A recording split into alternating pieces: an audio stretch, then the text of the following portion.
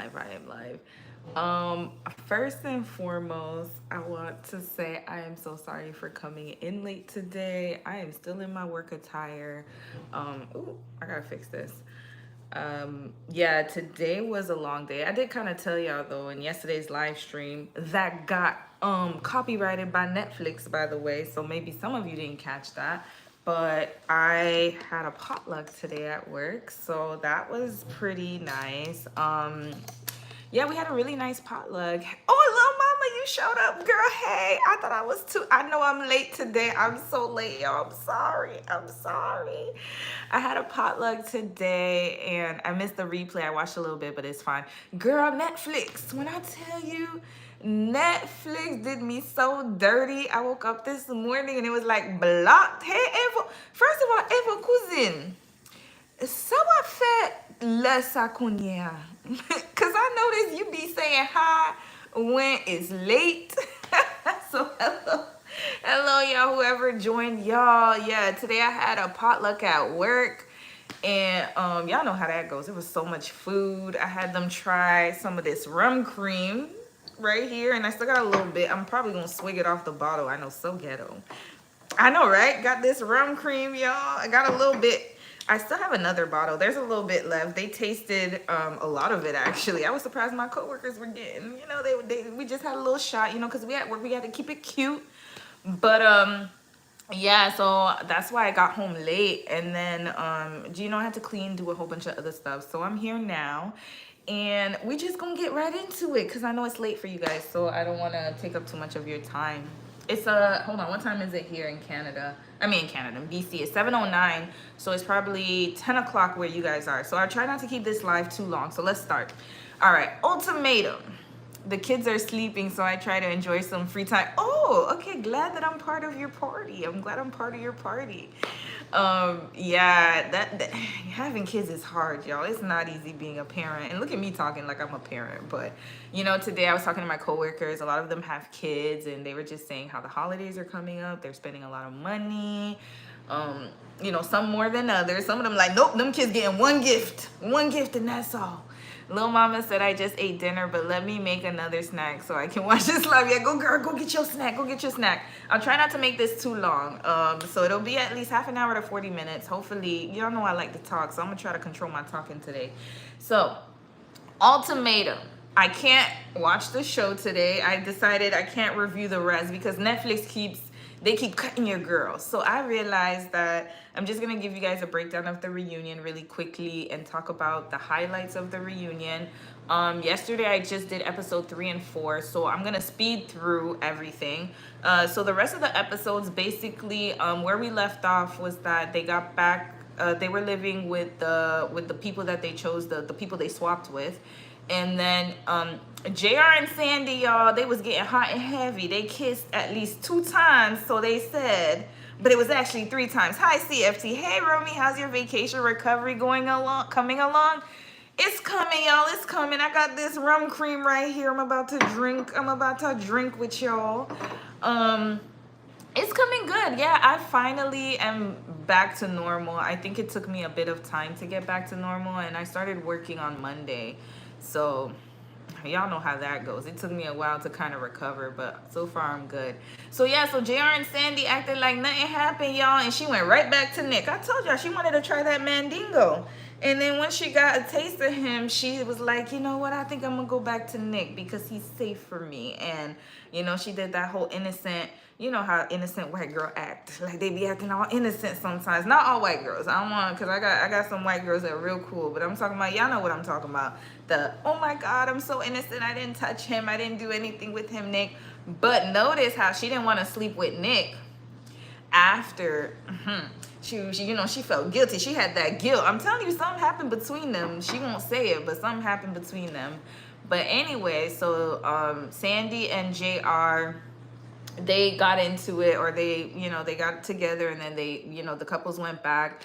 Caleb and Araya got really close, and Scotty and Zaina broke up because he has anger issues. All right, so then let's fast forward to the reunion. Girl, if I was on this show and saw that my partner, who I'm trying to work it out with, was willing to cheat that easily, I would drop them immediately. Yo, for real, immediately. And you know what's so crazy is that Nick dropped her. Nick dropped Sandy. So the finale, so this is what posted yesterday. So they posted the finale and the reunion. So in the finale, Aria and Scotty got engaged. Mariah and Caleb got engaged. Zaina and JR broke up. And Sandy and Nick broke up. And Nick was like, I'm choosing me. Cause you sitting out here hoeing around. And I done seen how you was looking at JR. And I ain't like that. And I deserve better. So he left her. He left her quick. Just gone. And so now we get into the finale. So I watched the finale this morning. Y'all, let me write my cliff notes. It's not that long. It's just short. I'm just going to quickly go over the finale. So first, we start right out the gate. I don't know who, Lil Mama, did you watch the finale? I don't know who watched it. Anyways, spoiler alert, because I'm going to spoil it for y'all. So hopefully whoever didn't watch it, I hope y'all don't mind that I'm spoiling it for you guys. So how about Caleb? Basically, Aria called Caleb out right out the gate. She was like, well, you acted like we wasn't really serious. Oh, no, I didn't. It's okay. You can spoil. Okay, good, little mama. I'll spoil it right now. Because Aria came right out, guns blazing at Caleb. Because she seen him and Mariah. They was acting all cutesy and happy because he proposed to Mariah. She all happy and whatnot. And she felt like her and Caleb had a connection, an emotional affair. And so she was like, well, you know, the way that Caleb, I feel like they didn't take this experience seriously because when me and Caleb were together, Mariah was calling him all types of hours and they were in the bathroom talking to each other and kikiing. And, you know, she didn't really let him really get to connect with me. And even after the experience, girl, for real, for real. And then she was like, oh, he was creeping on my socials. And, yeah, he was creeping on my socials, and he's not really like he's acting all innocent, but he knows what went down. That's basically what she was saying. And Caleb was stuck because he's like, damn. So he apologized. He was like, hey, you know, I thought that because I didn't physically get with her and connect with her. I just had an emotional connection with her. So I thought that, you know, that would kind of be okay. But I realized now watching back that it wasn't okay. He took responsibility for it. Let me tell y'all, Caleb was the best one on the show. I'm being honest with y'all. Caleb, from the beginning, I knew he was about something. Caleb was the best one on the show. He took responsibility and he's like, look, I really thought it was just an emotional connection. I'm not trying to be no fuck boy. Excuse my language. I'm not trying to be no F boy. I would still drop him low key. Nah, Caleb a good one. But he was being messy though because he was liking her pictures. He said, but I also like Zaina's pictures too. But boy, stop.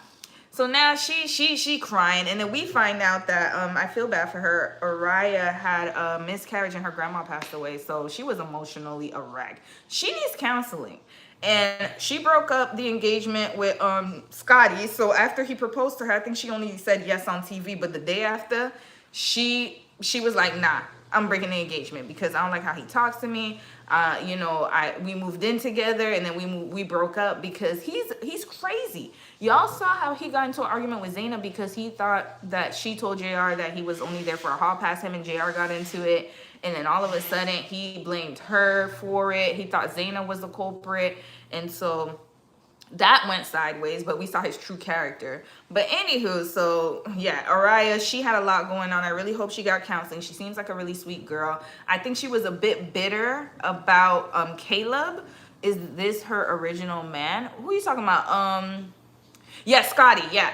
No, Zaina was the one who JR was her original man, and she ended up with Scotty. She lived with Scotty in the marital situation for 3 weeks. Mariah. Oh no, yeah, Mariah's with Caleb, the original man. Correct. Because remember, Mariah was with the one that looked like DJ Academics. What's his name? The one that left. The one that took the book and left. I forgot his name. Micah. She was with, yeah, Mariah was living with Micah in that trial husband-wife period, and then he dipped on it. He flexed and took his book, his cheap behind. But anyway, yeah, Mariah was with Caleb, and then Aria, I think that's her name, Aria was swapped with Caleb. Yeah, but anyway, point is that they ended up you know, hashing it out. And so she was like, you know, now she got engaged to Scotty, which was her original match. They broke up because he's emotionally abusive and dismissive. He has no emotional intelligence, y'all. I've been telling y'all, get with a man who has emotional intelligence, because Scotty is crazy. And you can see in his eyes, he does not respect women. He said that, I remember they had an argument. He was like, oh, you're too emotional for me. Like, he's not ready to be somebody's husband. He wants a woman who just shuts up and listens. He wants a woman to be seen and not heard. Yeah, the earring guy, exactly. He wants a woman to be seen and not heard. So that's that. So now they broke up. Okay, cool. Yeah, they broke up, and then Scotty said his worst mistake was proposing to her, and he feels like he made a mistake. Child, I'm telling y'all, he needs therapy. Something's wrong with him. So let's move on to JR. JR is full of crap. JR and Sandy lied on that stage. And let me say this, Nick and Vanessa, the hosts, they're not good hosts, because they didn't know how to, it's like, they did not grill JR at all about his fetishization of the women, and also his sexual comments that made people feel very uncomfortable. They did not grill him at all. And they just bypassed that whole situation. All they did was show clips. They're like, oh, look at the clips of him being like really weird and sexual. But they didn't really grill him on that. And I felt that that was a missed opportunity. But Zaina carried, y'all. Zaina put him in his place. Zaina put him in his place. Like, I'm telling y'all, hopefully the show will be a warning to the next woman that comes across. Amen. It will be. And I think that, you know, that show really helped a lot of women, because it helped them see their partners in a different light. So, for example, Zaina. So, JR tried to downplay their breakup, talking about, oh, we broke up and that's it, that's all. Like, we haven't really been together. She was like, first of all, you moved across the street from me. Second of all, we spent Christmas together. He's like, oh, we didn't even spend, he was like, oh, she was mad we didn't spend Christmas together. She's like, first of all, we spent Christmas together. Matter of fact, you got me a gift. And then we went to the Ritz-Carlton hotel together. And then we did all this stuff, couple things. And then he was like, well, that's because you asked me to do it, not because I wanted to. It's, you know, I'm still there or whatever. Let me tell y'all about JR. JR was only with, what's her face? Baby girl, Zaina. JR was only with Zaina because I feel like he needed a place to stay. I'm going to tell y'all why. This is my theory. This is my theory only, because some people are on social media saying they seem like they're friends and they're not really together. Oh, girl, he was gaslighting her the whole day. You got to watch the reunion. It's crazy. He was gaslighting her, talking about, oh, we wasn't, oh, like we broke up, but we wasn't really together after we broke up. She pulled out the receipt. She was like, oh, really? Oh, yeah, we were together. So now this is my thing about JR. This is how I feel. I feel like he's a homosexual. The reason for that is, remember, on the show he said he left corporate to become a social media influencer. And remember, I told y'all, social media influencers, it takes time to get paid. And some people, you know, it takes time to build a following and stuff, right? So now I feel like he was only with Zaina to find a place to stay. I'm telling y'all, he's a clout chaser. That's it. That's the reason why he did what she wanted him to do. He just wanted to have free poom poom and a place to stay. That's it. That's all. So now that they broke up, he was still getting along to get along. I'm sure they were still having smacks. I think what it was that because he was like, well, I did it because you told me to, not because I wanted to. That's because he still wanted the cookies. That's it. He didn't care. And so now she put him off. She laid him out. She laid him. When I told you, she said, you're a manipulator. You're this. You gas. When I tell you, this girl went in on him. But the only thing, little mama, don't do it. Trust me. Don't. Yup. Because that's what happens. He took advantage of her. And now the thing that really got to me was in the reunion, the only thing I had a problem with what Zaina said was like, oh, I was waiting for him to like, because he was doing things, acting like they were going to get back together, but he knew he didn't want to be with her. And she was like, I just wanted closure. Like, he should have told me he didn't want to be with me. I'm like, no, girl, you should have left. You should have left. You should have been left. Why are you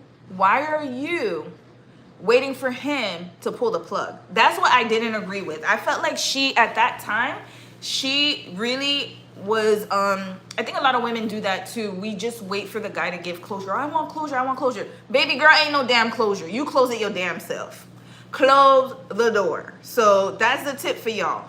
Please do not let these men manipulate you into, because sometimes they'll act like they're gonna get back together with you because she's thinking they're getting back together because after the show they're doing all this, you know, couples things or whatever, and at the same time he doesn't have that in his mindset. He's like, oh, I'm just gonna get free sex and keep, you know, stringing her along until I find another Sandy. But the problem is that she was waiting for him to, yes, Oni. Thank you. Oni, guys, is like older sister in Korean. Yeah, like I'm telling y'all, he was looking, he was just looking for the opportunity. So anyway, JR and Zaina, they ended it because she said that the reason she ended it with him was that he didn't show up for her on her birthday, and she was really sad. And then I think that that was her wake-up call. So she started going to therapy. She said she took a long time. Because remember, this was a year ago, and she took time to herself, and now she's fully healed. And they had asked her, would she ever get back with JR? And she said, hell no. But mind you, when they asked JR if he would get back with her, he's like, yeah, well, maybe in the future. Yeah, because he's looking for sex. That's it. That's all. Anyway, moving forward. Sandy cried the whole damn time. Y'all, Sandy is a wreck. And I think what it was that Nick moved on. Nick has a new girlfriend, y'all. Nick has a new girl. Nick moved on. He was like, you was with that Mandingo. You could stay with him. I realized y'all was together. I watched the show. Y'all look like y'all had a lot of chemistry. See you later. I'm going to go find me another girl. So Nick found a match. He said he found someone who's just like him and who accepts him for him. And he's doing better now. And Sandy was crying, child. She said, we didn't have sex. Because Zaina and Nick, they were like, y'all was too hot and heavy to not have smacks. And Sandy's like, no, we didn't do it. And then when she found out that Nick got a new girl, child, she was wiping them tears away. Child, being the victim, as usual. Anyways, they denied. They said they only kissed. Whatever, we're gonna just have to believe that. Is Sandy the quirky one or the clubbing girl, child? The clubbing one, the clubber. She cried. Now she crying.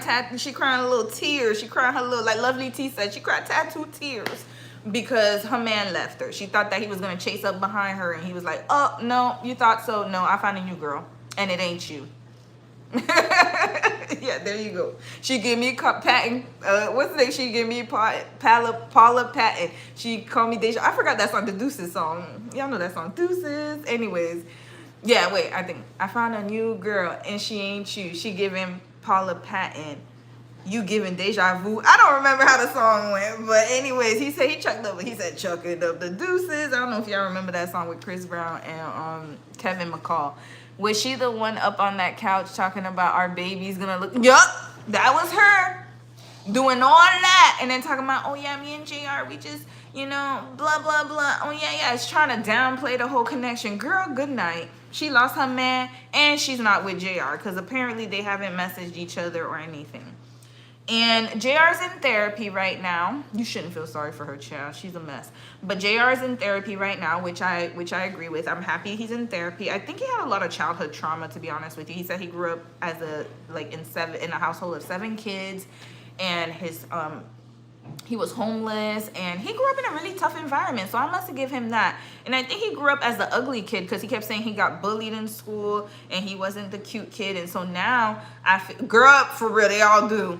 And I feel like now that he's gotten older and he looks good, I think he's very insecure, and you can see in the way that he acts and everything is all sexual. And I think he needs therapy, and I'm happy he's seeing a therapist. And like you said, little mama, they all need therapy because Nick got therapy. Child, he crashed out. He was banging on doors he was banging on doors when Sandy was with JR. He was crazy. He was going through it, melting down and everything. So thank goodness he got himself some therapy. I'm happy about that. Now Dave and Vanessa came back. I don't know what else to say. Receding hairline and that girl. She's stupid as hell. And she two-faced. That's it. I think that she really downplayed her connection with Nick. And because he didn't give her the attention she wanted. And I'm not saying Nick is perfect, absolutely not, because he looked like he was on some white powder substance or alcohol. I don't know. He was on something. He was going through it in the house. But what I will say is that Vanessa, not the host, the other Vanessa, I think that Vanessa downplayed her situation with Dave, and I think that she didn't allow him to really, how can I say it? Like, yes, he had some personality issues. I'm not saying that. But you got to also remember the situation that they were in. And I feel like they didn't give him a chance to really be himself, because of course anybody in that situation is going to react in a certain way, because you're put in an environment where you see your ex moving on quickly. You're in the same, I didn't even know that they were all living upstairs from each other, so they could see each other. They could see their exes being with someone else. And I think that in those kind of environments, you have to realize that not everybody is going to have the same reaction. Some people are going to be a lot more affected than others mentally. And I think that Nick had a lot of mental health issues, and you can tell that it came out when Sandy left him. And I'm not saying, again, I'm not absolving him of any guilt at all, because he needs to deal with his demons. But what I will say is that I think that Vanessa spent a lot of time saying, oh yeah, like, you know, he was angry, he didn't want to respond to me, I tried to help him, I tried to be there for him. I said, girl, he don't know you. He does not know you. He don't know you. So of course he's going to lash out and be angry, just like I would expect her to lash out and be angry. So it was just it's a weird thing that happened. And she's still with Dave, child, talking about, oh, we went ring shopping. Girl, shut up. He ain't gonna want to be with you. He just with you because he couldn't find another girl in the house. And now he's like, oh, Vanessa's the one for me. Please. I bet y'all, I'm telling y'all, he's trying to keep up with appearances. I promise you guys, in a year or two, they are going to break up. Just mark my words. Next, Zaina had a QR code on her nail. This girl is crazy. Zaina had a QR code on her nail. So they had to, Nick Lachey took his phone and scanned the QR code to get receipts about the whole Scotty situation, because her and Scotty had a falling out because he accused her of telling JR, or he accused her of like basically saying that JR wanted a hall pass or something. Girl, it was crazy. Lil Mama said, girl, why do they think anyone would want to form a connection with someone in 3 weeks while they are still in a relationship with someone else? It's crazy. Girl, a QR code on her nail. Got the host to use the QR code on her nail. That was hilarious. I'm telling you, that was crazy. And then Nick, so then the host was like, dang, a QR code on the nail. I ain't never seen this before. Like, this Zaina was insane. So anyway, come to find out, JR, when he pressed Scotty, was like, oh, I heard that you said I'm only here for a hall pass. Da, da, da, da, da. He knew that Zaina didn't come up with that rumor. It was actually Araya that said that. But he tried to put doubt in Scotty's mind, because remember, Scotty and Zaina was hitting it off. And they were about to really be locked in. But what happened was that JR pressed him and accused him of saying that, like, spreading rumors that he's only in the experiment for a hall pass. And that's how him and Sandy, that's how he, and not Sandy, what am I saying? Him and Zaina, that's how they fell apart. So, and then Zaina moved out because he was too crazy. He was acting really aggressive towards her, like, oh yeah, you told him, I know it's you, I know it's you snitching, I know it's you spreading rumors about me. Come to find out, it wasn't even her, it was his girl, Aria. So anyway, whole point is, this reunion was a mess. Sandy cried. That's the last thing I wrote here. Sandy cried. Okay, that's it, that's all. So Ultimatum, all in all, was a crazy show. If you guys haven't had a chance to watch it, I would highly recommend you watch it, just for the foolishness, but also, you know, just to get an idea of what craziness is out there on dating shows. Now, let's get to Canada and Trump. We're at 23 minutes. Y'all. Okay, so we're going to take a little lesson in, I don't want to say Canadian politics or history, because I'm not I can't give too much historical facts right now. LOL, the topic changed, girl. We had to switch it up because I don't have too much time. I don't want to keep y'all here for too long. So, listen. Donald Trump, sir, I don't know who you pressing up against in Canada. You thinking Canadians are weak? I think that Donald Trump is sorely mistaken about who he thinks Canada is. Because one thing I will say about Canadians is that, and I'll add myself because I am a Canadian, even though I was raised in the U.S., I am still a Canadian. I will say this about Canadians. Don't mess with Canadians, okay? Donald Trump, you're barking up the wrong tree. So you might as well just stop it while you're ahead. Because this ain't going to end well for you, sir. And I want this to be a PSA to all my Americans out there. I love y'all the long way. Most of my subscribers are Americans. I grew grew up in America. My family's in America. So I love y'all. We all love y'all. This is a PSA from Canadians, okay? We love you guys as our neighbors. We love you guys a lot. We love you. But don't get it twisted. This is a PSA for Donald Trump and all the Republicans out there, whoever voted for him, who thinks or who think that Canadians are weak. Canadians are not going to be pressed upon. Just letting y'all know. All right? So, I will just say this. This tariff that Donald Trump is trying to impose on Canada right now, because what he's trying to do is impose a tariff because he thinks that Canadians are kind of like freeloading off of Americans or something. I'm telling y'all, this ain't going to end well, okay? If he keeps it up. So he's trying to do it to Mexico and Canada, if I'm not mistaken. And we have like the most trade relationship with the United States. All right, so now before I get into Trump's tariffs, because there's a lot going on in Canadian domestic politics that you all need to know about. I guess maybe if you don't know. So our Prime Minister, Justin Trudeau, right now, people trying to get him out of here. We've been trying to get him up out of here since a year or two ago. Since after COVID, when the housing skyrocketed, immigration is out of control. The borders are just crazily, like people are just crossing the border all willy-nilly. We have a lot of issues right now. Homelessness, drug use, everything is up and stuck right now. Okay, Canadians are not doing well. Our taxes are high.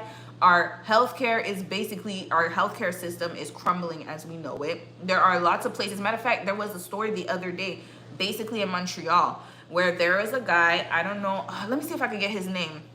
It's a very sad story. He was in Montreal, and he's a young man. He was like 30, maybe 38 years old. And he had some type of heart palpitation. He started to feel really bad, and he went to the ER. He waited in the ER, and then they cleared him, and they were like, oh, everything's fine with you. They sent him back to the waiting room. He was in the waiting room for at least 6 hours, waiting for care. And then he decided, he gave up. He was like, it's too long. I'm going to go home. Y'all, how about he passed away from a brain aneurysm? Now, had that been caught while he was in the hospital, he might have been saved. But this is just one story of many. I can give you guys so many stories of people literally dying in the waiting rooms, dying in hospital waiting rooms, dying to seek care, dying while on the way to a hospital because another hospital closed down and they had to drive to another hospital, especially if you're in a small town, because a lot of ERs are closing in small towns. So these are very serious issues that we're dealing with up here in the north in Canada. All right. So we've been trying to get rid of this prime minister for a while. Now, the issue is that he don't want to go, y'all. He doesn't want to go. And the thing is, in Canada, how it works is that if you usually have to wait for an election to be called, right? Canada sounds like baby America. Girl! Canadians ain't gonna like if you say that, though. But this is the thing. We want them out. But the problem is that, okay, so we don't have the same system as you guys where it's like every 4 years there's an election. For us, a president or prime minister, what am I saying? A prime minister can reign as long as he or she wants, as long as the parties agree that, like the majority party agrees that they'll be there. So there'll be a vote, and then usually they have election every few years. Again, I'm not like, I have to give you a Canadian political history lesson. I'm not doing that right now. I'm just sharing with you guys that it's not the same as America where we do every 4 years. So Justin Trudeau has been in power since 2015. So it's about to be 10 years since he's been prime minister. Now, we're supposed to have an election next October or November in 2025. They've been trying to vote him out beforehand. Mind you, his wife divorced him or filed for divorce. So his wife left him. His wife has filed for divorce. She's like, listen, this man, I don't want to be with him no more. I don't know what's going on. So then that happened. Then he lost a lot of elections, because there were by-elections in Toronto, and he lost one of the most longest running liberal seats, basically, or liberal areas in Toronto, or I think it was in Toronto. And that was the writing on the wall. They were like, oh damn, he lost that. Usually liberals never lose that area. This is not good. Okay, so that happened. A lot of people started resigning from his caucus or his, from the Liberal Party. And on top of that, Just recently, the Minister of Finance resigned. And I'm going to read y'all her letter. Y'all, this is messy. When I tell you this letter is messy. Krista Friedland, his right-hand woman, she's everywhere, y'all. She everywhere Trudeau was, she was. And now she was like, nah, this week she's like, oh no, you got me effed up. You ain't gonna be trying me like this. So she left. She hauled ass. So now everyone's forcing him to resign. And how Canadian politics works is that we can have a vote of no confidence. So if the parties, because we have three major parties. We have the Liberals, we have the Conservatives, and then we have NDP, the New Democratic Party. So if and then you have Bloc Québécois and a whole bunch of other ones. So basically what they do is if they go to the House of Commons and they vote, and the majority of the parties vote for, and they don't have confidence, so it's a vote of non-confidence, they can get the prime minister out, and then we can have another election. Now the problem is that Trudeau got a homeboy, Jagmeet Singh, who keeps voting, like he keeps voting for Trudeau not to be out.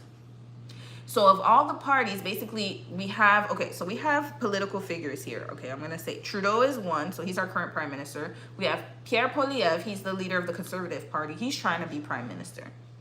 So he's literally kind of like the Trump of Canada, where he's trying to like get the conservatives in. Okay, he's pulling all the bells and whistles for that. Then you have Jagmeet Singh, who is the leader of the NDP party. So now we have these three leaders of the parties, right? And then Bloc Québécois, I forgot what their leader is, child. They always in some hot water too. Quebec has its own political system that we can't even get into today. So then now, every time that they try to do a vote of no confidence, Jagmeet Singh, who is the leader of the NDP party, he blocks it. So he been blocking. So they literally just had a vote on Monday. Because remember, Krista Friedland, the Minister of Finance, she resigned. That's a big deal, y'all. She is the Minister of Finance. So they're supposed to come out with an economic report about the country and how much of a deficit we're in, how much debt we're in. And she was like, oh, hell no, I'm out of here. So she left. So now, she's gone. They had a vote of no confidence. So Poilievre, remember, he's the leader of the Conservative Party. He's the Canadian Trump part. Like he's like the Canadian Trump-esque person. And he's like, oh, this gives me a perfect opportunity to slide right in, because I know if right now we hold an election, majority of Canadians are not gonna vote for your behind, and they damn sure ain't gonna vote for Singh, so they're gonna vote for me, which is the Conservative Party. But Singh was like, oh no, we're not gonna pull in an election because Canadians need to be secure and safe, blah, blah, blah, blah, blah. So now here we are. Okay, so we're here domestically. And now Trump sees this and he's like, okay, so, Canada's having its issues. Let me go try to be the bully and try to give them 25% tariff hike. Now, I'm going to tell y'all right now why this is not going to work for y'all in America. It won't work for us either, but I'll say you have more to lose than we do, to be quite honest with you, especially if you press up against us in Mexico. So that's already double whammy, because that's the NAFTA. This is North America here, Canada, U.S., and Mexico. So if we're your largest trade partners, this is not going to end well for either party. So I don't know what his end game is, and I don't know if he's doing this to scare people, but it's not going to work for y'all, and I'm going to tell y'all why this ain't going to work. So let's read some articles, because again, my memory is very short and I want to make sure I got all the information that I can. But first, let's read Krista Friedland's resignation letter. Y'all, she put this on Twitter, X. She put this on X. This lady, when I tell you the pettiness, she was like, she tweeted, she's like, here's my resignation letter. And she put it on Twitter, y'all, X. That's where she put it. I'm going to read y'all her letter in its entirety. So stay with me. Let me get my glasses here. Let me get my glasses on. I'm going to read it right now. Okay. You know what? Let me show y'all while I'm reading it, because I got to make this. Let me see if y'all could see this. I got to make this. We're going to read along together. Oops. Hold on a second. I don't want to make too much noise with my receiver. Okay. Let's read this together. We're going to start from the top. This is how messy this is. Look at this. House of Commons. So this is our White House. Not at White House, but kind of like our legislative. You know what I mean? Where they pass laws and all that stuff. Supreme Court. That kind of thing. Okay, December 16, 2024. That was 2 days ago. The Right Honorable Justin Trudeau. Okay? PCMP. And this is the address in Ottawa. So she addressed it to him, y'all. She wrote a whole letter. Dear Prime Minister, this is the Minister of Finance's resignation letter. Just reminding y'all. Dear Prime Minister, it has been the honor of my life to serve in government. By the way, Canadians add U's to their this is not a misspelling in the British dictionary or British spelling. We adopted the British way of spelling, basically. So honors with a U. So she ain't misspelled that, y'all. It has been the honor of my life to serve in government, working for Canada and Canadians. We have accomplished a lot together. On Friday, you told me... I can't finish this. Hold on, y'all. Okay, let me try to be real. Okay, I'm gonna try to be very serious. Not this. When I tell y'all this is some tea. On Friday, you told me you no longer want me to serve as your finance minister and offered me another position in the cabinet. Upon reflection, I have concluded that the only honest and viable path is for me to resign from the cabinet. To be effective, a minister must speak on behalf of the prime minister and with his full confidence. In making your decision, you made clear that I no longer credibly enjoy that confidence and possess the authority that comes with it. For the past number of weeks, you and I have found ourselves at odds about the best path forward for Canada.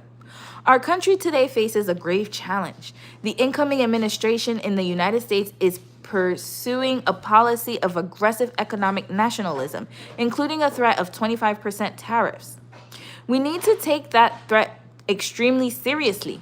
That means keeping our fiscal powder dry today, so we have the reserves we may need for a coming tariff war. This means eschewing costly political gimmicks, which we can all afford and which make Canadians doubt that we recognize the gravity of the moment. Which we can ill afford. Sorry about that.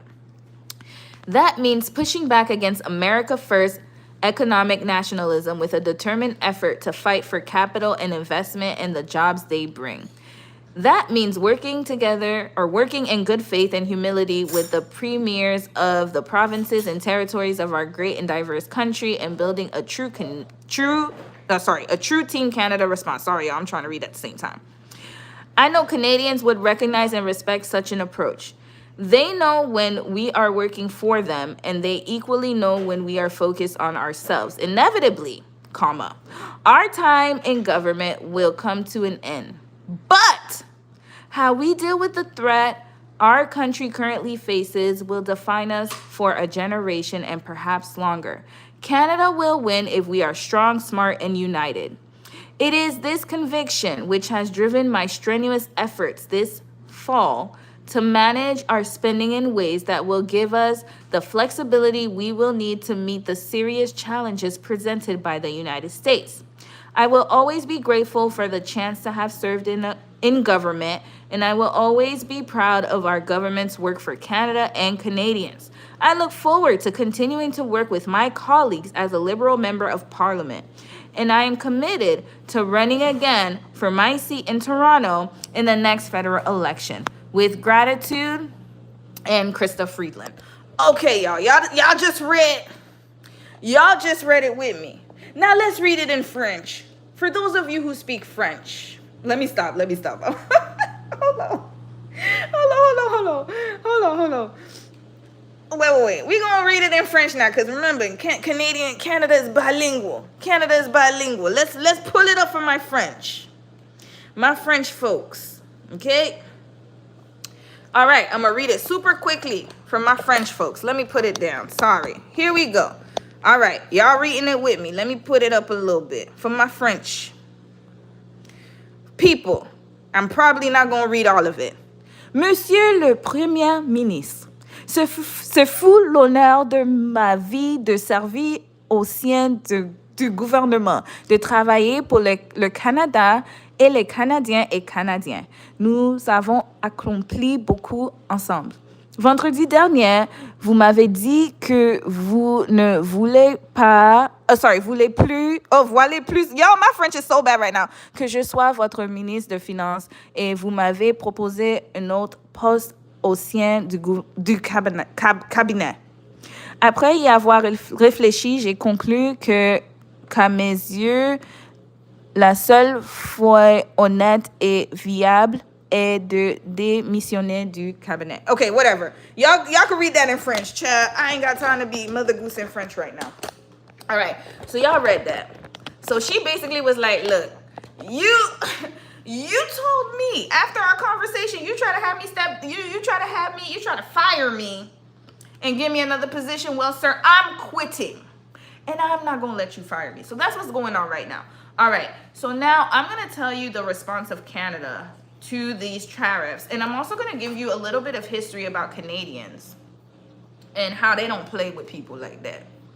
And I think, like I said, people are sorely mistaken and they think Canada is just so peaceful and friendly. And it is to a certain extent. But one thing I'll tell you about them folks up in here is they don't F around when it comes to nationalism or when it comes to Canadian pride, okay? So we'll leave it at that. Now, let me get to Ontario's response because we have a premier in Ontario. His name is Doug Ford. He's a conservative. So before Doug Ford was elected, Ontario was under the leadership of Premier Kathleen Wynne. She was a liberal. And people got tired of her, and they was like, oh no, we gonna go back to conservative. So then Ontario voted for a conservative premier, which is Doug Ford. So he's been the premier for a little bit of time. Now, Doug Ford said that, hold on, let me see if I can bring up what he said. Oh, I thought I brought up the article. Hold on a second, y'all. Let me just bring it up. He basically said, okay, here we go. I got the article here. Sorry, y'all. Just give me a second. Just give me a second to cook with this one. Okay. He basically said if Trump brings this tariffs, if he imposes it when he gets into office in January, that he is going to cut U.S. energy supplies in retaliation. I told y'all, these Canadians ain't playing with y'all. All right? So I'm going to read this article. This was on CBS News. The premier of Canada's most populous province on Wednesday, because Ontario is has the largest population in Canada, threatened to cut off energy supplies to the U.S. if President-elect Donald Trump implements his proposed tariffs on Canadian goods. So now, this is what Doug Ford said. We will go to the full extent depending on how far this goes. He's like, we ain't fucking with y'all. Don't play with us.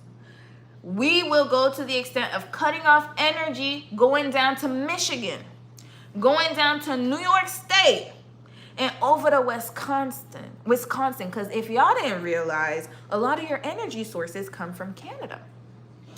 The electricity that comes from these places, some of them are from Canada. We are very interconnected. I don't know if y'all remember, there was one year where New York had like a grid blockout, like a blackout. And Canada had to help out with that because most of the power comes from Ontario, y'all. So that's where he's going with that. He said that during a press conference, following a virtual meeting with Canadian Prime Minister Justin Trudeau and other provincial premiers to discuss Trump's terrorist threat. He said, I don't want this to happen, but my number one job is to protect Ontario, Ontarians, and Canadians as a whole since we're the largest province. Okay? So that's what he said. And then Ford said his province, which is Ontario, Canada's federal minister of finance, and other provinces will put together a list of items which the country could impose as retaliatory tariffs against the U.S. So they're like, you gonna impose tariffs? We're gonna impose tariffs. And y'all gonna see who's gonna win this. Because they're like, okay, y'all wanna start this? We gonna start it with y'all. We need to be ready to fight. This is Doug Ford who said that. This fight is 100% coming on January 20 or 21st. He said to reporters, referencing Trump's inauguration date. And we don't know to what extent this fight is going to go. Okay, so now, Analysts warned that dueling tariffs would harm both the US and Canadian economy. So like I said, we're both going to be harmed in this. But I will say this though, Canada has a lot of natural resources. You need natural resources. We get from y'all more of like manufacturing, like we don't have cars. Like Canada does not produce cars. So we import cars from other countries. We have some things that we get from y'all. But most of all, you guys get a lot of natural resources from Canada. So yeah, especially if you live on the East Coast, yo. So you gotta be prepared for that. Canada provides natural gas to the US. Natural gas. Remember, natural gas is used for a lot of things. We have one of the largest oil reserves in North America, which is in Alberta. Alberta has a lot of oil. I don't know if y'all knew that. So, and roughly 20% of crude oil used by southern neighbors. So 20% of your crude oil used in the US comes from Canada. Patrick DeHaan, head of petroleum analysis at GasBuddy, has forecasted that US gas prices could jump 30 to 40 cents a gallon. If y'all paying, y'all gonna pay more if you guys have this tariff war with Canada. And potentially up to 70 cents per gallon shortly after Trump's tariffs took effect. Okay, so this was in 2023.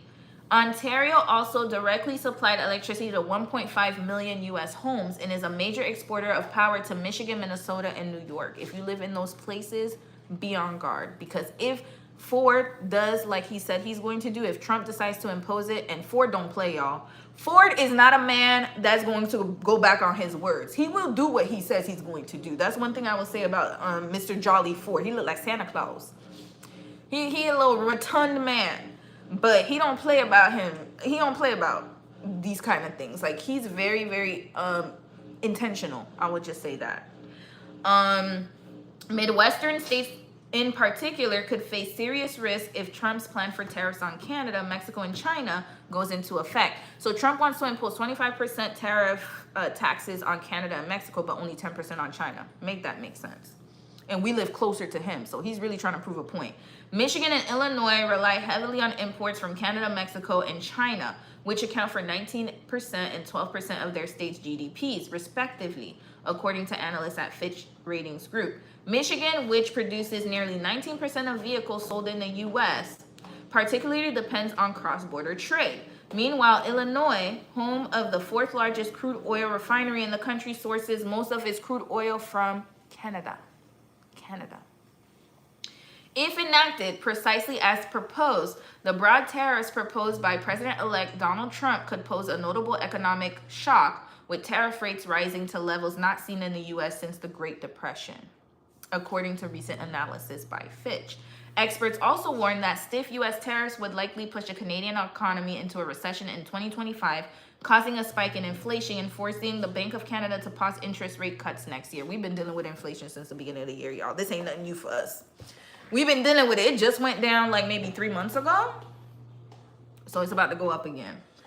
According to a recent report from Michael Davenport, an economist with Oxford Economics, Canada's energy, auto, and heavy manufacturing sectors would be hit hardest because of the high degree of cross-border trade in those industries. All right, 25% U.S. tariffs along with proportional retaliatory tariffs would reduce Canada's exports and causes GDP to fall 2.5%, peak to trough, by early 2026. Inflation would surge to 7.2% by mid-2025. Woo! 7.2%! I can't do that! Y'all, it went up to, we were struggling with 5%, 6%. We were struggling. I don't even want to know. 7.2% is unheard of. Y'all gotta remember, if inflation goes up to that much next year, our mortgage rates are gonna be sky high, especially for those coming up for renewals. Because remember, after COVID, when our inflation rate went up, a lot of mortgage rates that went up for renewal, some people went from paying like $2,000 a month for a mortgage to almost double that, like $4,000 to $5,000 a month.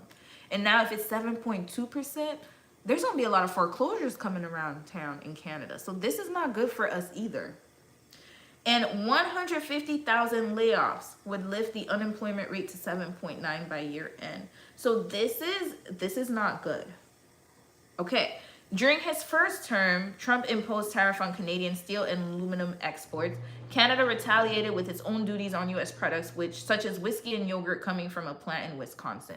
Okay, so now they're basically saying that this is not going to be good for both countries. But let's talk about the top trading partner for every U.S. state in one map. So this was in 2021. I'm going to show y'all. This I need to show you guys. So now y'all looking at my laptop. Sorry, I know my laptop's not that new, but I want you guys to see this map. This was in 2021. Okay, just mind you, each state's main export partner. This is your US map, right? Look at how many Canadian flags are here. Look at this. Look at this. Mexico. Look at Mexican flags. Top trading partner, y'all. Florida, y'all got a lot of Brazilian exports. I did not know that. That's Brazil, right? Yep. So Florida looks like y'all rely on Brazil, your top main export partner. Look at this. Look at this. Look at all these Canadian flags. Oh, Canada right here. Let's sing the national anthem. Oh, Canada, our home and native land. This flag. Look at this. Canada all up in there. Look at this. Look at this. Look at this. Okay? This is not going to end well.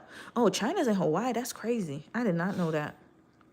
Okay, Utah. Y'all use the UK. Y'all, that's y'all top export partner. Okay. Switzerland. Is that Switzerland or Sweden? Hold on. Switzerland. Interesting. I did not know that. Look at Canada right here. All right. So this is not going to end well, y'all. Listen, I'm just giving you guys the news and updates because I think that this is important, especially for something coming out in the new year. Something we should all be aware of. And again, I always say in my lives that, you know, you can't control what you can't control. Obviously, if this happens, you know, it's something that is out of your control. But knowing that this is going to happen, you guys better start saving up. That's all I'm going to say. This is not good. And I'm going to talk about top U.S. exports from Canada here. You guys are going to see. Oh, sorry. I really hope my thing's not making it. I'm sorry, guys. Okay, top U.S. exports here. Okay, value in U.S. dollars. So we have oil and gas. You guys use a lot of Canadian oil and gas. Transportation equipment. You guys use a lot of Canadian transportation equipment. Primary metals for manufacturing, chemicals, food products, machinery, petroleum and coal products, wood products, plastics and rubber products, and paper. Those are the top exports from Canada. Now, I'm going to go over something really quickly. I think I had found it here. Here, proof point. Okay, this was done by a Canadian bank. Canadian industries and provinces most exposed to U.S. tariff threat. Okay, let me just read this real quick because this is very important as well. All right. The threat of U.S. tariffs on Canadian imports has put Canada's strong dependence on trade into sharp focus. Disruptions or restrictions to the flow of goods and services across the U.S. border could seriously harm Canadian businesses and communities. This is from a Canadian bank, RBC. Okay. And then it says, while there's considerable uncertainty about whether tariffs will be imposed and if so, at what rate and on which products, some industries and regions are more exposed to losing access to the U.S. market. Canadian oil and gas producers and manufacturers of primary metals, plastic, motor vehicles, and aerospace products are among the top industries most exposed to potential U.S. tariffs. If sweeping tariffs are implemented, it could create significant challenges in communities in Ontario. Remember, I told y'all Doug Ford, that's why he's like retaliating, because he's like, yo, if y'all going to put 25%, all right, cool. I'm going to cut off y'all electricity. Don't play with me. So that's what he's saying. He's like, okay, two can play that game now. Okay, y'all want to go because it's going to affect Ontario. So he's like, oh, no. Don't mess with us. So we will cut off your electricity. We will do it. Quick. Y'all remember Homer in the nuclear power plant? He gonna just turn it off. All right. It's going to affect communities in Ontario. Quebec, mes Québécois. This is going to affect y'all. Alberta and New Brunswick. I live in BC, so our province is not here, but we probably will be affected on a national level.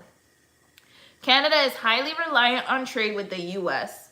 Domestic merchandise exports to the U.S. totaled 548 billion in 2023, accounting for nearly 77% of Canada's total exports. Y'all just listen. 77% of our exports relies on the U.S.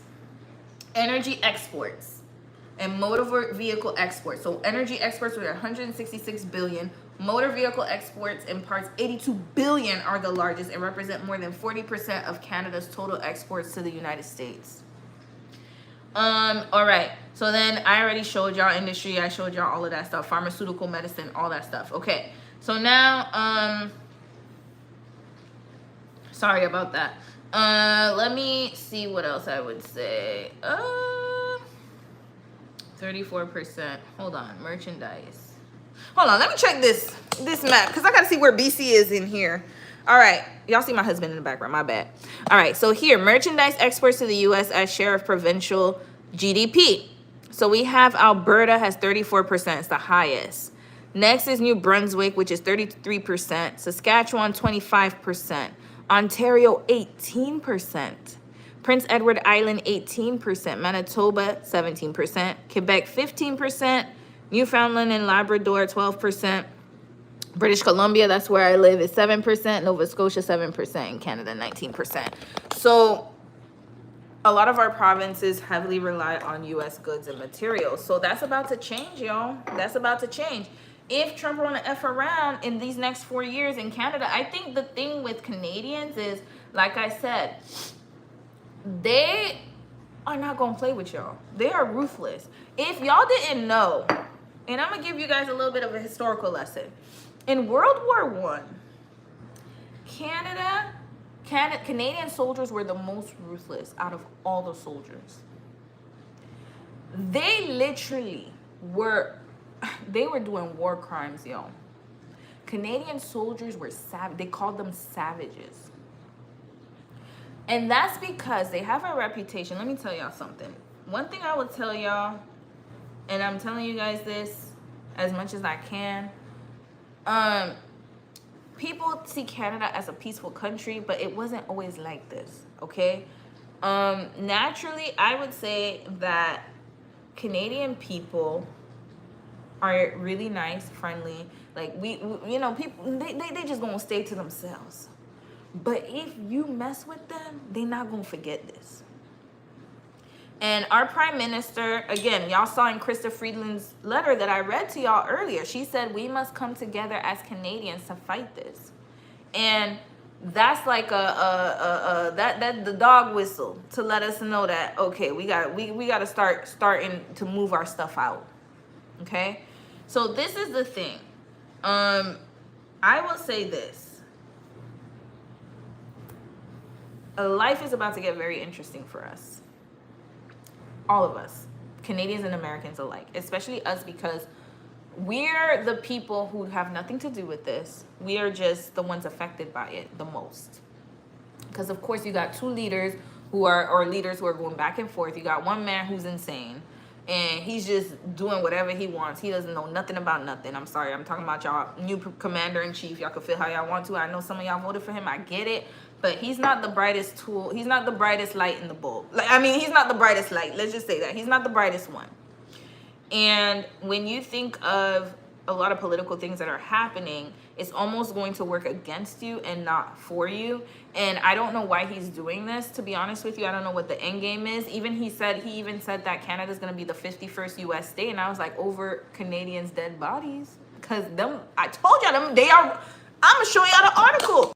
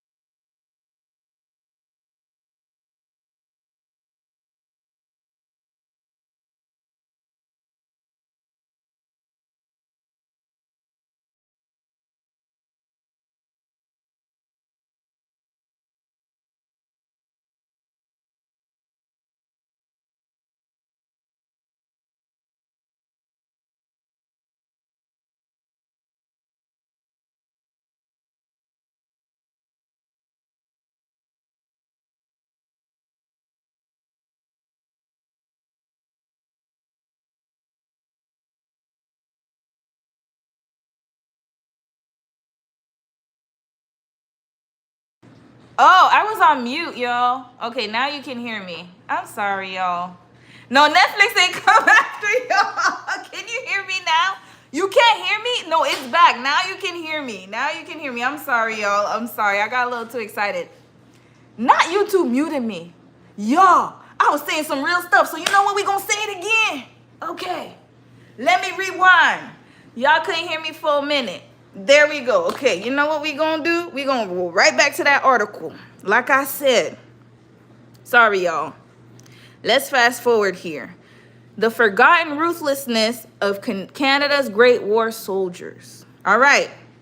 So now, the year before had seen the infamous Christmas truce when thousands of Allied and Entente soldiers had sprung from their trenches to trade gifts and play soccer in no man's land. Merry Christmas, Canadians, said the opposing Germans, poking their heads above the parapet and waving a box of cigars. A Canadian sergeant responded by opening fire, hitting two of the merrymakers. So he was like, boom, boom, Merry Christmas, you filthy animals, boom, boom, boom.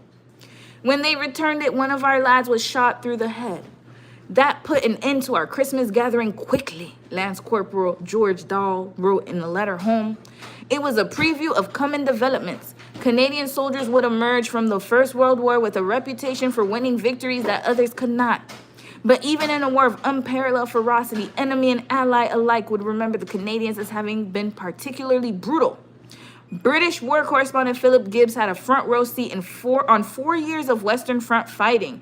He would single out the Canadians as having been particularly obsessed with pew-pewing Germans, calling their war a kind of vendetta. The Canadians fought the Germans with a long, enduring, terrible, skillful patience, he wrote after the war. Okay, the English poet Robert Graves was less charitable. In his 1929 bestseller, Goodbye to All That, he wrote, the troops had the worst reputation for the acts of violence against the troops that had the worst reputation for acts of violence against prisoners were Canadians. This is the reason why they came out with, how people have acts of war and stuff like that, how they're supposed to act during wartime, in times of peace, because of these folks. The Canadians in 1915, they was not playing. They said, oh, there's a ceasefire? I don't know what that means. What does that mean? Merry Christmas? Them Germans had a box of cigars like, hey, let's be friends. Merry Christmas, y'all. They said, oh, Merry Christmas? Poo-poo. Done. They ain't no Merry Christmas. It's up and it's stuck. That's their mentality. And y'all think that that is not their mentality today? It is. They're just being nice about it. I'm telling you guys, a lot of countries, especially if you look at their people, be careful of the people who are very patient. Be careful of the people who are very kind. Be careful of the people who are quiet, very hospitable. And I'm not saying they're not doing it out of the generosity of their hearts. They are the kindest people. But then you got to be careful when people are not, the ones you, don't be scared of people who are loud and wrong. Those are not the people you should be scared of. You should be scared of the people who are quiet and who listen and who take time to react. That means that they've been thinking. They don't just think and just say anything. They really think. So what all I'm trying to say is this. This is not good for either of us, okay? And I've been telling y'all, like, we should focus on our gifts. Like I did the Wonka video. And I've been saying that we should focus on positive things and try to get our houses in order. Because economically, if this goes through, which I hope it doesn't, because I really don't want it to go through. I want all of us to not have to go through this because we've been through a lot since COVID, right? But what I will say is this, that sometimes it's against our control. It's out of our control. It is out of our control. And unfortunately, this was the person that was voted into office. And he's going to do what he want to do. Now, in these times, what I will say is this. If you live in those states that require the power by Canada, I hope it doesn't end this badly. But what I will say is, I don't even know what to say at this point. Because electricity is something we can't control it. We don't know what's going to happen. That's kind of like, you can't control natural resources, right? But what I will say is just try to get yourself in a good financial position. I think that's the best advice I can give all of you guys. Get yourself in a good financial position. where you are going to be okay in times of peril, and you're going to have an exit strategy, because it's going to be a long 2025 for all of us. Every single one of us, myself included. My faith is in God at this point as well. It has to be. Little mama, we got no choice. Continue going to school, because I think you're in school, little mama, if I'm not mistaken. Continue going to school. Continue going to your job. Continue trying to thrive. Continue trying to, yes, you are. Yeah, I remember. You and Tyra are still in school, if I'm not mistaken. So continue going to school. Continue getting your degrees. Continue getting jobs. Continue achieving higher. Continue trying to make the best out of a terrible situation, because that's what our ancestors did.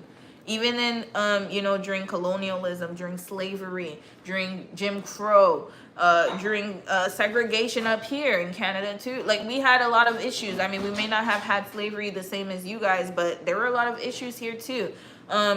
During, especially in, like, for example, in my parents' home country, they had genocide. During those times, during the Great Depression, during war, people were still living and surviving. Some of the best music, some of the best art, some of the best poetry, some of the best writings, books, novels came out during those times. If they could survive that, I can survive this. Amen. So I'm just giving you guys this information, not to scare you. Of course, I always preface this by saying it's just as educational and informative, so you can know what's going on and how it's going to affect you in the long run. South Korea right now is going through a similar situation where they voted to impeach their president. So a lot of you guys who are living abroad in South Korea, same thing. Knowledge is power, absolutely. And that's why I love, like, informing you guys. I be kikiing and talking about all that dating stuff and laughing and stuff like that. The reason why I decided to do the Ultimatum review, my career trip is postponed until further notice, y'all. Dom gave y'all a PSA on his video. He said don't go there yet. Don't go there for a little bit. What I was going to say is that the reason I did the Ultimatum review was because I see everything that's going on, y'all. And I was like, man, I want to do a video about this, but let me clear my head first. I heard that PSA. Girl, hey, Deb Studio. Hey, girl. Yeah, like, y'all, it is not a game out here. Like, these people, like, it's getting crazy. And I always want to inform you guys, especially when things, like right now, Canada is going through it. And with all of these, our prime ministers in limbo, tariffs, you guys have a new president coming in January. We in the last days. Hey, man, we could very well be. But even if we are, I remember in the Bible, it says in the days of Noah, people were still living life. They were still marrying, having children. Everyone was still doing what they had to do. And so even until the end, we still gonna do what we have to do. That's it. That's all. That's the message of today. Hope for a better tomorrow, but live today as it is right now, because you're in the present right now.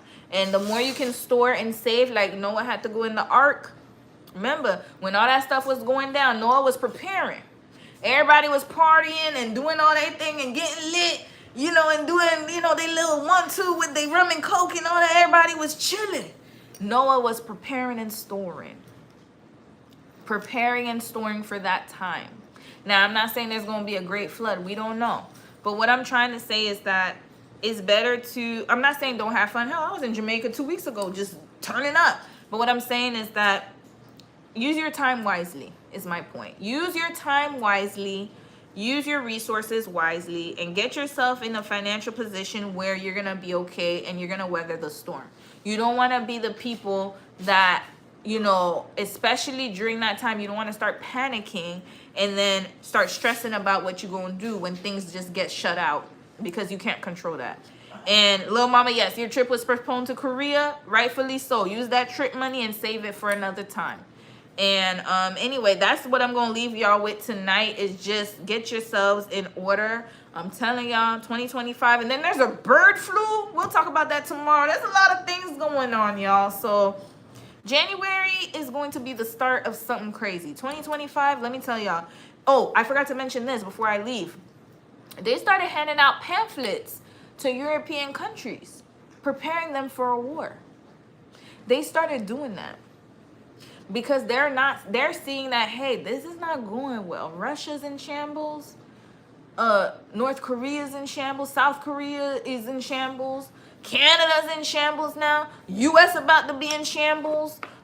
Israel and Gaza's in shambles. Like, everybody warring with each other. Nobody's getting along. And these are the hallmarks of some times that are coming up. So we just got to prepare ourselves for the best. I can feel it. California declared a state of emergency for the bird flu. Girl, I saw that today. I saw it today. And remember, y'all remember how COVID started? I remember how COVID started. COVID started like 4 years ago, 5 years ago, 2020, around this time. CFT said, for you, what's your preference, US or Canada, since you lived in both places? I'm going to be honest with y'all. Oh, Canada, our home and native land, true patriot love. Yeah, Canada. I will say this. I've lived in both places, and Dom always asks me that question. He's like, would you ever move back to the US? And the one thing that keeps me in Canada, and even though I said, yeah, we have a lot of healthcare issues right now. Oh, why? Oh, yeah, I'll tell you why. So we have a lot of healthcare issues right now with our healthcare. But what I will say is, Dev Studio, you're so right. We're going to talk about that after I explain why I want to live in Canada. We have a lot of healthcare issues, correct. We have a lot of problems, correct. However, there's something about Canada that is so special and unique. And the reason I will say this is that, one, we have universal healthcare. I know, even though our healthcare sucks right now, we don't have like the infrastructure right now, only because we don't have enough doctors and medical services, because our payments are done by the government. Everything is owned by the government. I feel like this, if Canada can open up a little bit more and have a little bit more free market, we would be in a way better situation. And the reason I'm saying that is universal healthcare is so unique. And even though, yeah, our infrastructure sucks right now, at least I know not everywhere is like that. That's number one. And number two, I know if I get sick right now, or if I have a situation where I have to get treatment, I'm not going to have to pay thousands of dollars to get it. And I think that's so important. And people don't realize how important it is. And I hear my friends in America and my relatives always say that it costs so much, especially with insurers. Sometimes if you're not in the right network, they won't even, like, you have to pay more. And it's craziness just to get the right to health care. And I think that we are afforded a lot of rights that a lot of other countries don't have. And another thing is that it's beautiful here. It's peaceful. Yeah, we pay a lot of taxes to be here, but however, I can't say that it wouldn't be beneficial to me in the future, because most of the taxes I pay is for my future. So then it comes out to, like, yeah, we pay a lot now. But for example, I pay a lot of taxes, but a lot of it is towards my pension. I have a really good job. I have a really good pension. We get a lot more vacation days. Hell, I was just in Jamaica with my brother-in-law. My brother-in-law is American. He's from Florida. My brother-in-law is American. If y'all watch my Jamaica vlog, Mo is from America. Sandra, my cousin, lives in America. They're all in America. Mo lives in New York. Sandra is in Florida. And my brother-in-law, Ray, is in Florida as well. So he's American. We had 3 Americans. Me and my sister are in Canada.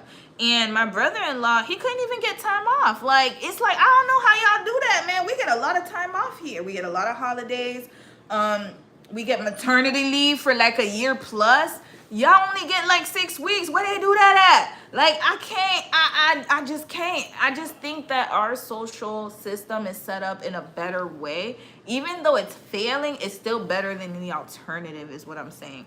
So you can raise your kids very well here. We get money every month from the government for children. You get child tax benefits. We get a lot of benefits. And that's why we pay high taxes, right? Again, Do we have a country where we need a lot of changes? Absolutely. Every country is not perfect, but it's better than the alternative. It's a blessing in the US. The healthcare costs $300 to $500 a month for a single person and still get taxed 30-50% on your income. America's expensive. That's what I'm saying. I couldn't imagine that. Getting seriously sick in the US is the beginning of the end financially. You see, you can't beat that. And that's why when Trump and his cronies say, oh, universal health care is this, and oh, it's not good. Yes, I understand that. I will not say it's not perfect. Absolutely. Because I gave y'all the story of the guy who died in the ER. But when you look at his situation versus the hundreds of people who get treated every year, it starts to put things into perspective. And when I'm highlighting that, it's just to highlight the issues that we have that we need to fix. But by all means, it's still a pretty good, damn good system that we have. Because right now, if I get sick right now, literally right now, I finish drinking this rum cream and I start vomiting, I can go to the ER and I just got to show my card. That's it. That's all. Yeah, I probably would have to sit in the waiting room for a bit. But hell, I'd rather sit in the waiting room for 6 hours than pay $10,000 just to see a doctor. You see what I'm saying? So it's like, it's a trade-off. But then, do we need to fix our system? Absolutely. Absolutely, we need to. Our system sucks. It sucks in the sense that, like, we need to make it better for all the taxes we pay. But it's still better than the alternative. I'm currently uninsured, so I got to be careful. That's crazy work. That's crazy work. And not you, little mama. I'm not saying you're crazy work, but I'm saying it's like, it's so hard to get insurance. And I realized, let me tell y'all, I read a story of this one girl, like so many stories of people who didn't know they had cancer, and then they go to the doctor and then they're not insured because they had a pre-existing condition. Like, they'll find any reason not to insure you. And some people get medical divorces in the US because they don't want their spouse, they don't want to die and leave their spouse with their medical debt. That's not a way to live, man. That's not a way to live, to me. Now, one thing I will say that's positive about the US, you guys have a great free market system. I think that you guys have a lot of options. And also, your housing, even though it's expensive now, it ain't nothing compared to Canadian housing. We have crazy housing prices. I'm trying to get some other cheaper insurance, but that doesn't happen. I'm depending on the next job. Absolutely. That's what I'm saying. Your insurance is dependent on where you work. So where you work determines, because some people stay at really shitty jobs, excuse my language, just because they want to get the good insurance. Whereas me, I don't have to do that. I don't have to do that. I can find whatever job I want. It's not tied to my insurance. So I have that, you know, it's more national. And then also, again, I had fibroid surgery. Let me let y'all know, I'm cooking a little bit. Okay, we have 80 minutes. I'm going to get out in 10 minutes. Let me tell y'all something. I had a fibroid. Oh, yeah, I had a fibroid a few years ago.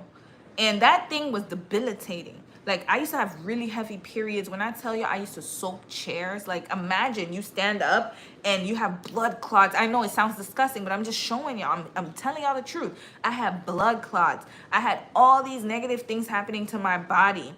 And I literally soaked. I remember it was so embarrassing. I was in a meeting one time. Thank God it was just me and one person. And I got up and the whole chair was full of blood. That's how I was hemorrhaging a lot. And I got the surgery for free because it was medically necessary. Imagine. And it's not free because you pay for it in taxes. What I'm saying is that I just went, presented my card, was able to get the surgery within a few months. And it's because we have a good medical system. I also got a breast reduction. I used to have really big boobs that were debilitating. I'm dealing with female issues now and I can't go to the doctor because no insurance. Absolutely. That's what I'm telling y'all. Like, I had big boobs. My boobs were engorged. And I, like, literally my back used to hurt so bad. Even my high school friends, they could let y'all know my boobs were huge, like really big. And when I came to Canada, because remember I grew up in the States, as soon as I got to Canada, I went to the doctors. Within 6 months, I had a breast reduction. They were like, oh, it's medically necessary. Oh, yeah, it's too heavy for your body. Even now, IVF, we get 1 round free in BC. In Ontario, they get 2 rounds free, I believe, if I'm not mistaken. 1 or 2 rounds free. In BC, we just got IVF approved for 1 round free next month and next April. Other people don't have that. That's what I'm saying. Like, we have a lot of really, really, really good health insurance in the sense like universal insurance. Girl, I might have to get on that medical tourism squad. You know, unfortunately, yeah, you might have to. Hey, Korea has a really good health system, by the way, just letting y'all know. Korea is cheap as well.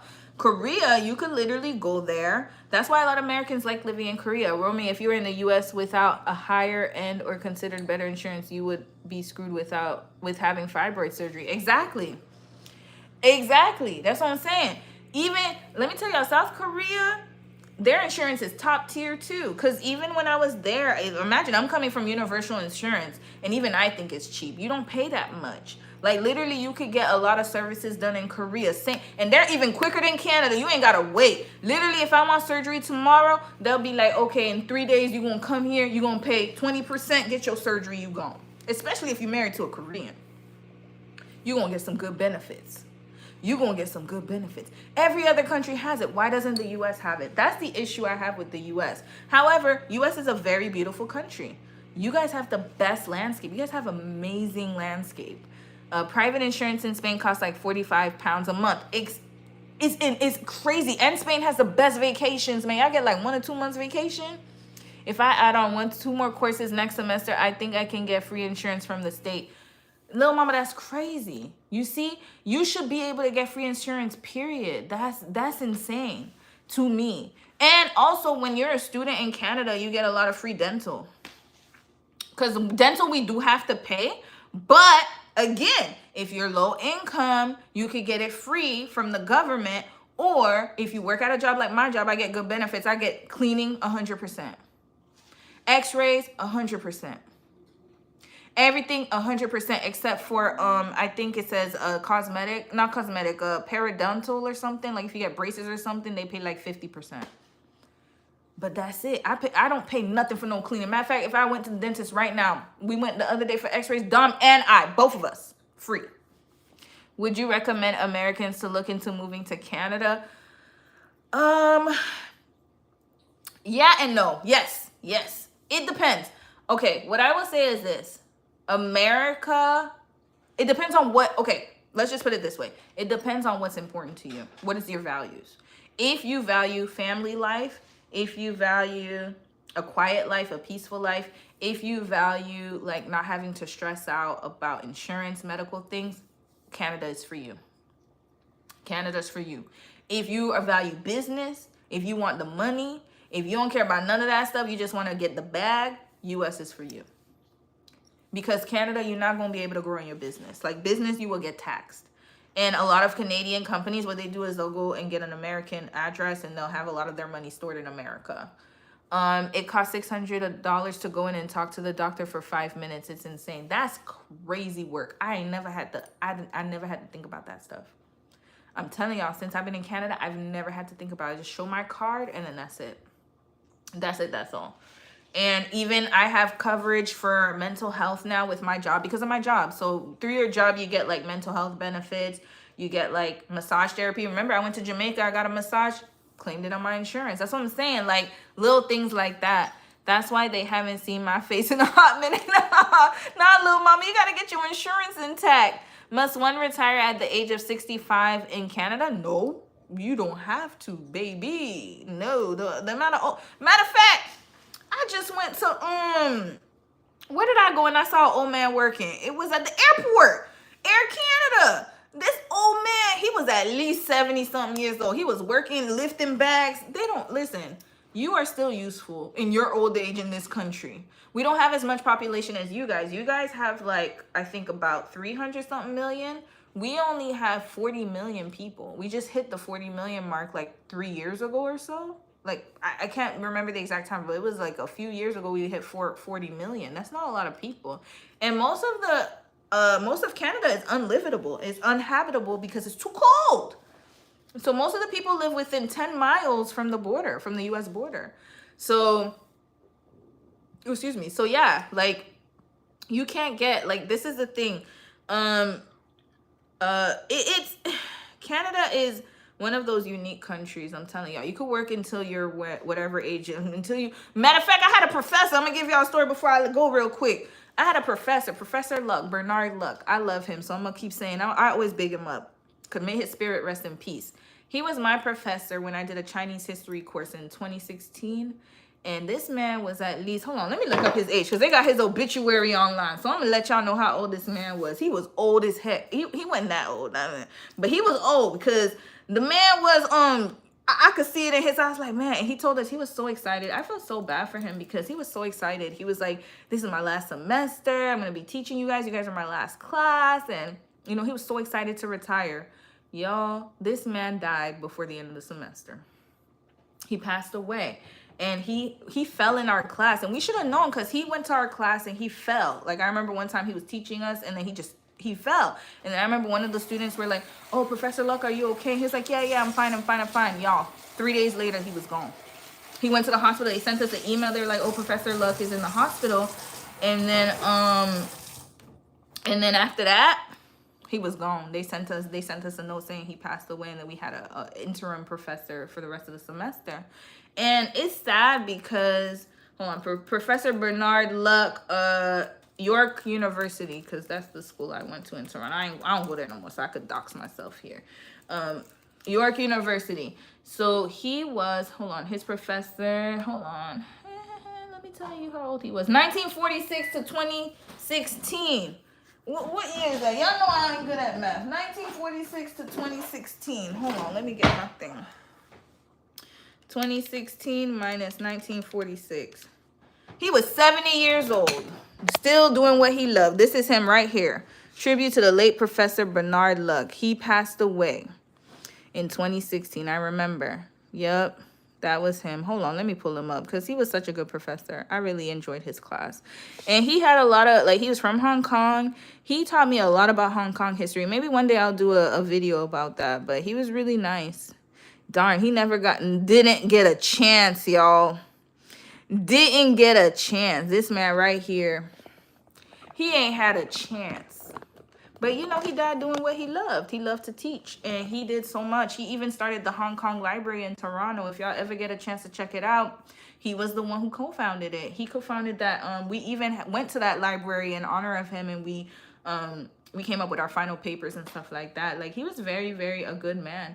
And he taught me a lot about Hong Kong history, Chinese history, especially with the Hong Kong white papers, and how Hong Kong was like under British rule, and then after that they got ceded over to China. It was a lot. He gave us a lot of history. This man, I'm telling you, there are some people you encounter and they just have an impact on your life. He was one of many professors, but I'll say he's the one that had the most impact to me, because when he passed away, I was like, damn. And that was around the time before I moved to Korea. And that was when I had decided to change my life and just live my life to the fullest. And he just gave me so much inspiration to do that once he passed, because not everybody's passing is in vain. I feel like his passing really had a mark on my life. And I was like, you know what? Like, I'm going to live my life to the fullest, and, you know, see how he died like right before he was supposed to retire. And I was like, I'm not going to wait till I retire. I'm going to start living my life now, and I'm going to enjoy every day, because I don't know when the last day will be. And I don't want to wait and be like, oh, let me wait until I retire, or let me wait to do this, or let me wait to do that. I think, like I said, store your money, do what you got to do in the meantime, because right now it'll be a hard situation. Like, there are a few years of famine. Like the Bible says, there's always a few years of famine, and then there's a few years of feasting. So during the famine, you're going to save up and store up.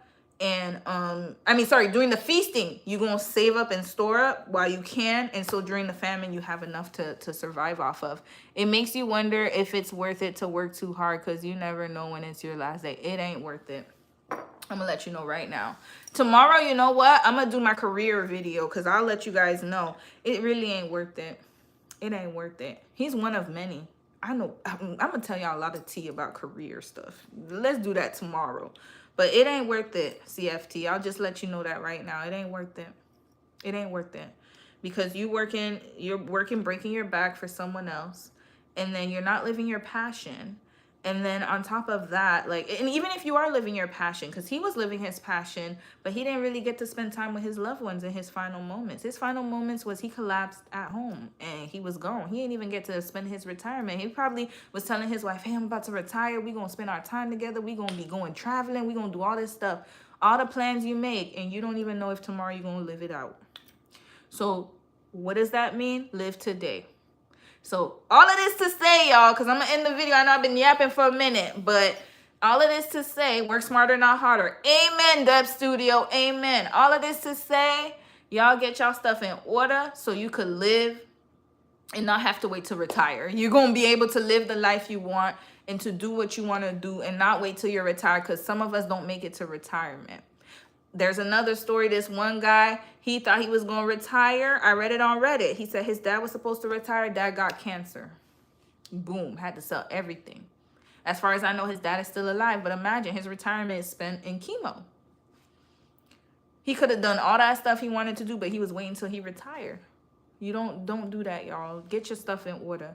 So anyways, I'm going to leave y'all on that note. Thank you so much for spending time with me. I thought today was really good. You know, sometimes I be trying to take breaks and stuff like, but I had to get back on my social, you know, my knowledge and power. I had to get back on it. Loved every word you said, Romy. Oh, thank you, Serenity. That's what happened to my grandma. Oh, that's so sad, little mama. Yeah, man, I'm telling y'all, that be happening. Let's chat one day about SSI. It's a mess. Oh, we could do that tomorrow. Come back tomorrow. We're going to talk about that. And I'm going to talk about my career history. All right, y'all. Oh, and tomorrow my life might be earlier, just letting y'all know, because I have a half day tomorrow. Your girl got a half day. So I will probably go live. I have an appointment at 2 o'clock, but I'm probably going to go live around 4 o'clock my time. Around 7 o'clock. A little earlier. Tonight's a little late, but a little earlier tomorrow. Have a good night, ladies. Have a good night, y'all. We will talk tomorrow. Love y'all. Bye.